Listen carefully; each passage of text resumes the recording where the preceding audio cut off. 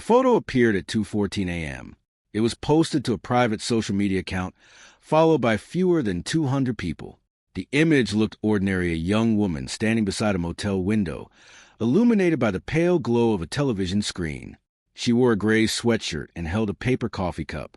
The caption read, "Needed time to think." Friends assumed 26-year-old Emily Carter had left town voluntarily after a difficult breakup. The image seemed to confirm it, but investigators already knew something the public didn't. By the time the photo appeared online, Emily had already been missing for nearly 30 hours, and her phone had stopped communicating with cellular towers long before the upload. At first, detectives suspected delayed synchronization. Cloud systems sometimes uploaded older images once a device reconnected to Wi-Fi, but metadata revealed something impossible. The photo had been captured only 11 minutes before it appeared online. Whoever took it used Emily's phone after investigators believed she was already dead. Emily lived in Cedar Falls, Iowa, and worked as a freelance graphic designer who documented nearly everything online: coffee runs, road trips, late-night work sessions. She rarely disappeared from social media for more than a few hours, which made the silence unusual. On October 11, 2021, she attended a co-worker's birthday gathering in Waterloo. Security footage showed her leaving alone around 9:42 p.m. At 10:16 p.m., she responded to a client email. At 10:21 p.m., she opened a music streaming app. Then all activity stopped. No texts, no calls, no app usage.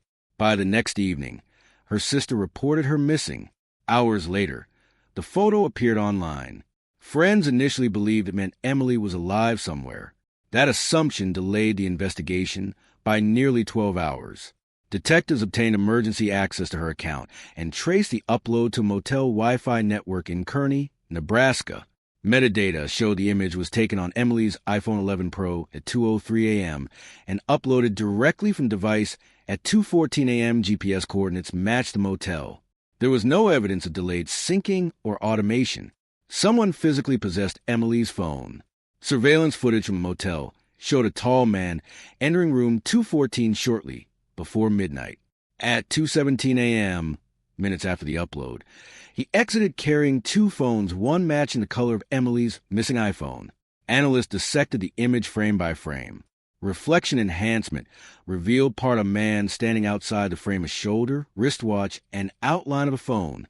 Toxicologists reviewing Emily's expression and posture later suggested she may have been heavily sedated when the image was captured. Investigators then examined account activity. At 1:51 a.m., someone requested a password reset. Minutes later, backup authentication codes were accessed from her encrypted Notes app.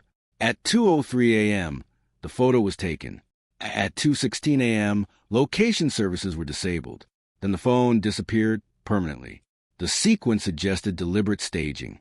Attention quickly turned to Emily's ex-boyfriend, Daniel Reeves, a software support technician familiar with account recovery systems.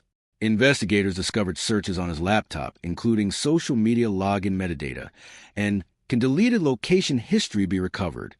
Toll road records place a rental SUV linked to Daniel entering Nebraska the same night. Yet his personal phone remained stationary inside his apartment for 14 hours, suggesting he intentionally left it behind to support an alibi. A prepaid phone purchased days earlier was later connected to the motel's Wi-Fi logs. Days later, search teams discovered Emily's body concealed near an abandoned irrigation site outside Grand Island, Nebraska. Toxicology reports detected high levels of sedatives, and forensic pathologists estimated she died between midnight and 1 a.m. more than an hour before the social media post appeared. The photograph was no longer evidence she survived. It was evidence someone wanted investigators to believe she had.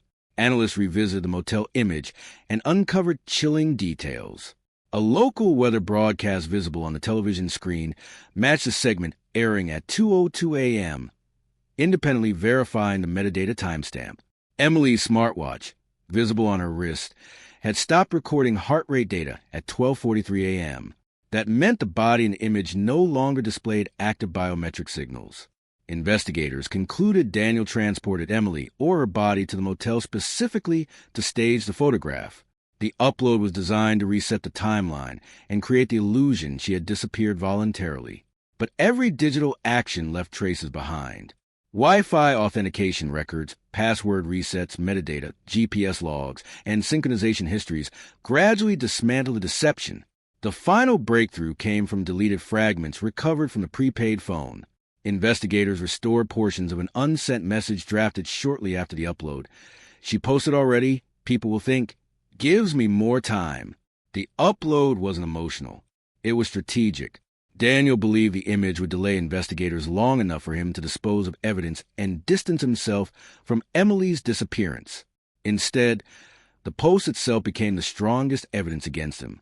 During trial, the motel photograph became the centerpiece of the case not because of what it showed, but because of when it existed.